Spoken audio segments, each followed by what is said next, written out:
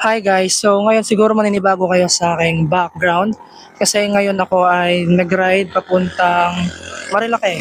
Pero overall, Laguna Loop yung tawag dito. So gamit ko yung aking KTM RC.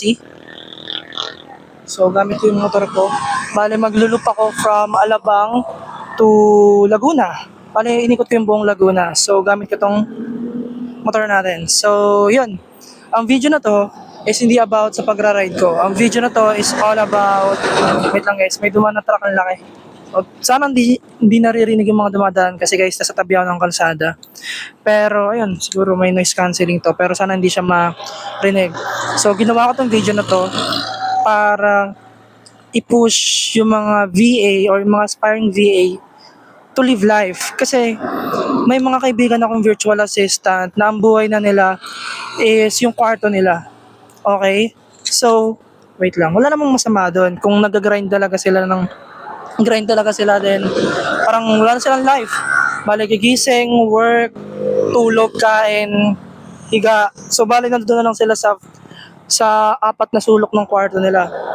Ngayon, baka kasi madami ring mga iba pang VA na gano'n na rin yung lifestyle. So malaki nga sahod natin pero wala tayong life, 'di ba?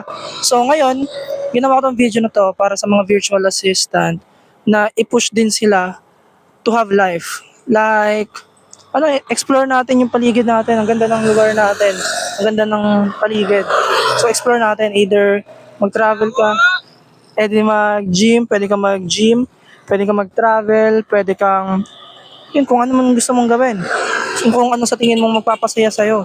So, ano ba yung nagpapasaya sa akin? Isa sa nagpapasaya sa akin, guys, is yung pagdadrive ng aking KTM na motor. Itong motor ko. Mahilig ako mag-travel. Isa to sa nagpapasaya sa akin. So, mas namamotivate akong hindi mawala yung work ko and mag-increase pa ng income para hindi mawala sa akin tong motor ko, itong mga na-experience ko. Kasi once na nawala yung focus ko sa work ko, then nawalan ako ng motivation, nawalan ako ng discipline, pwedeng mawala itong lahat ng to eh. Okay, ano ba yung kinakatakot ko? Kinakatakot ko na hindi ko na magawa itong mga to.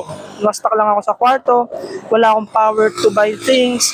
Kasi sa virtual assistant, di ba, binibigyan tayo nito ng power. Ano yung binibigyan ng power sa atin? Binibigyan tayo ng power through money, di ba? Kasi super powerful ng money, guys. Okay? Kasi hindi mo magagawa yung mga ganitong bagay kung wala kang pera, hindi ka makakapunta ng gym, hindi ka makakain ng healthy, hindi mo magagawa kung ano man yung mga gusto mong gawin kapag wala kang pera. Pero dahil sa VA, binibigyan niya ako ng financial freedom. Okay? Then yung financial freedom na yon, syempre, is ginagamit natin siya sa tamang way para, 'di ba, ma-maximize natin, then hindi natin malusto in the future. So ay pinaka-ginagawa ko. So medyo nakaka-distract lang, madaming motor, pero that's fine. Daming dumadaan. So isa to sa weakness ko, guys, yung mag-vlog sa public. Okay, pero ayun, kino-conquer ko lahat ng fear ko, nag-start lang ako. And then, ayun, di ko na lang namamalayan yung mga bine-visualize ko dati. Ano na, tawag dito, nangyayari na. So, ayun guys, okay, sa mga virtual assistants, sa mga aspiring VA, alamin nyo kung ano yung magpapasaya sa inyo palagi. Then, huwag nyong hayaang mawala yung mga yon, okay? Mawala yung motivation nyo and yung discipline nyo. So, ayun guys. Alright, may gusto pa akong sabihin eh. Ang tawag dito. Ayan guys, medyo nakaka-distract. Ayan, isa pa pala sa mga upcoming VA or mga aspiring VA, ang pinaka pwede nyong gawin is just start. Ako, medyo mahihain talaga ako sa public, mahihain ako sa pag-vlog. Isa to sa weakness ko. Hindi ako magaling magsalita, hindi ako magaling magturo, nahihiya ako sa camera shy ako. Pero ganun akong tao.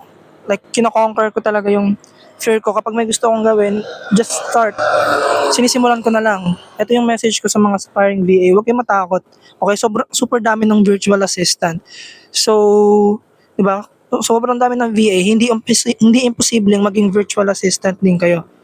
Basta mag-start lang kayo. So, paano kayo mag-start? Madami na akong mga videos na tinuturuan kayo ng mga basic or mga general guides kung paano kayo mag-start. Okay? Pero, ito again, pwede nyo itong sundan mag-aral kayo, ano yung mga aralin nyo, depende sa niche nyo. Kasi malawak ang pagiging virtual assistant. May mga virtual assistant na na nag-assist ng mga doktor, either healthcare, something ganyan.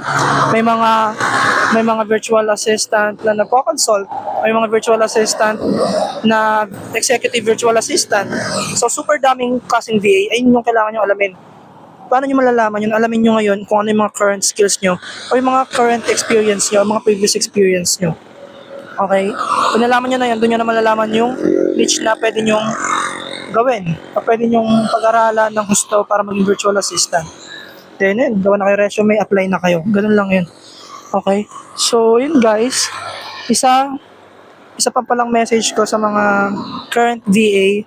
So wag dapat mawala yung again kung ano man yung mga binivisualize natin back then. For example, ito yung bibilin ko, ito yung mga gagawin ko once na nagka-work na ako, nagka-pera na ako. Kumbaga, kung ano yung gustong gawin ng batang tayo, ay yung gawin natin. Okay, kasi ayun pa yung nagpo-push natin na gawin itong mga bagay na to eh. Diba? Kasi kung for example ako, lagi kong iniisip na habang buhay akong bata. Pero syempre yung actions ko hindi pang bata. Kumbaga yung mga happiness ko lang ng bata ako, gagawin ko siya hanggang tumanda ako. So ano ba yung happiness ko? Ang happiness ko dati nung bata ako, gusto ko matulungan yung parents ko. Okay, binivisualize ko yun. Gusto kong matulungan yung parents ko, sana hindi na sila mag-work, ganyan. Makapag-provide ako, which is, nakapag-provide na ako ngayon guys. Okay, sagot ko na yung lahat, bills, kuryente, pagkain, whatsoever, lahat sa bahay. So ngayon, may option na yung parents ko na hindi makapag-work, which is isa yun sa binivisualize ko nung bata ako. Isa yun sa happiness ko ng bata ako. Pangalawang happiness ko nung bata ako, gusto kong mag-ride, magmotor lang ng magmotor. Which is ginagawa ko siya. Okay? Nung bata rin ako, gusto kong pagandahin yung katawan ko. Binivisualize kong maganda yung katawan ko dati. Eh wala man akong paraan para makapag-gym. Ang ginagawa ko, nag-exercise lang ako sa loob ng bahay. 'Di ba? Pero ngayon, nakapag-subscribe na ako ng membership sa isang gym. 'Di ba? Ano pa, dati gusto ko mag-aral. Pero ngayon, yes, nakapag-aral na ako. May dumang kabayo guys. Nakapag-aral na ako ng mga iba't ibang skills. Isa kasi yun sa gusto kong magawa dati. Then hawak ko yung oras ko. Hindi naman sa hawak yung oras, parang akong freedom. Kung magain lang pinakagusto ko ng bata ko. Gusto ko magawa ko lahat ng gusto ko ng bata ko or ginagawa ko ng bata ko. Nagpa-basketball, tumatambay with mga kaibigan, nakikreate ng connection, then, ayun. Kayo ba guys? Yung mga bata ba kayo, ano ba yung mga pinakaginagawa nyo or pinakagusto nyong gawin nung bata kayo? Ginagawa nyo pa rin ba siya hanggang ngayon? So, yun. Yun lang naman guys. Sana may natutunan kayo sa video ko. Kahit random video lang. Babay na. Pag bumotor na ako. Ayun ang gamit ko. Bye bye.